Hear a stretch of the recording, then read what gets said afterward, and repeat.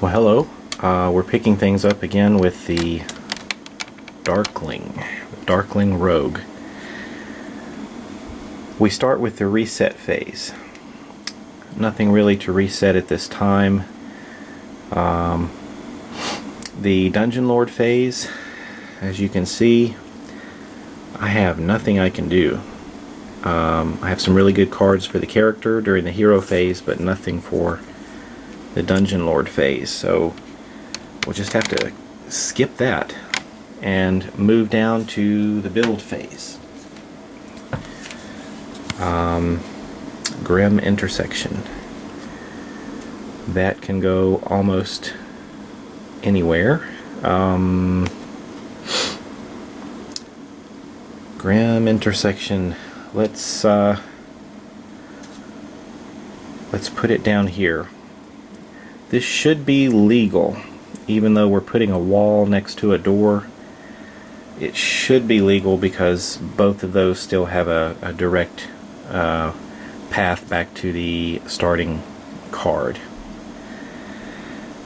Okay, it's our hero phase now. We only have one glory, and we're out of peril. So I don't think I have anything that cheap. So let's move. I'm going to reset my move counter to 2, and I guess I'm going to spend one of those movement points to explore. I'd like to try to find the location cards. Wow, I just keep getting intersections or junctions. Here's a junction. That's just not going to help me right now. Let's put the junction over here, and I guess I will go ahead and spend. Well, let's move. We'll use our last... No. What I'm going to do is I'm going to save this movement point so I can counterattack the monsters that are sent my way. According to the rules, if you are attacked by a monster, you can then try to challenge the monster after it has attacked you. But you have to have one movement available. So I think I'm going to save that movement point and end my turn. So I've got to discard something.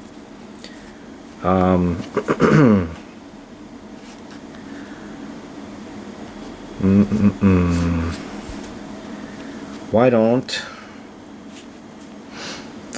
we discard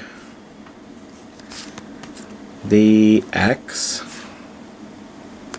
Let's discard the axe. I know that's a nice weapon, but we've got a little poison cloud here, so we've got at least a little something we can do next turn. Alright, that's going to do it. The Darkling's turn was quick, and it is over. I'm going to remove this little marker.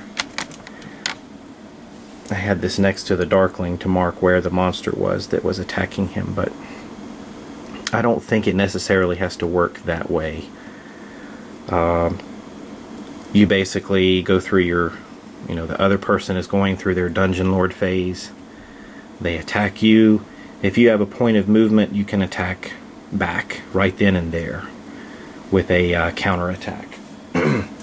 Just looking at the rule book or the rule sheet, that's a special action that can be taken on or off your turn. So I'm just a little unclear as to how I can attack a monster when it is my turn, if he's technically back in the pack or back in the other Dungeon Lord's hand.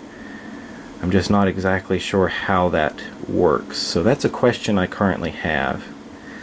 Did I need to mark the location there on the board with the marker so that I could attack now? or is attacking the monster only something you do in response?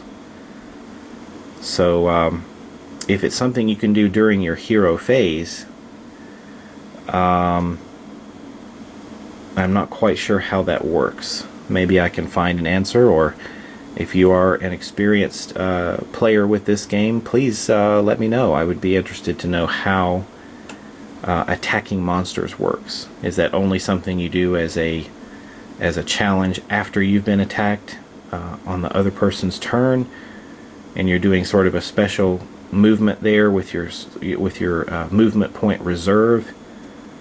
Or is that something you can do during your turn, during your hero's turn? You can say, that was the card where I was attacked, the monster's still there, I'm going to take a swing at him now. I'm just not sure. Okay, thanks. One brief addition here. My Darkling didn't move from his spot, but you still generate peril and glory for the card that you're on if you do not move. So if you're on the Grim Junction there, you're going to generate 3 peril and 2 glory. So even though I didn't move, those are still added up. Alright, next the Paladin.